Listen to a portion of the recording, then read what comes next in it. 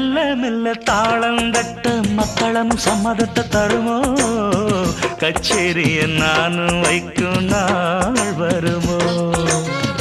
அஞ்சு வீரர் கோலம் போட அச்சமென்ன மிச்சமின்றி விடுமோ அந்நாடந்த ஆசை என்னும் நோய் வருமோ மொட்டு விரிந்தால் வண்டுதான் முத்தம் போடாதா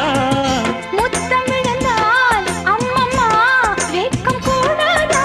கட்டி பிடிச்சிருக்க மெட்டு படிச்சிருக்க எனக்கு ஒரு வரம் கொடு மடியினு இடம் கொடு சின்ன சின்ன செய்தி சொல்லி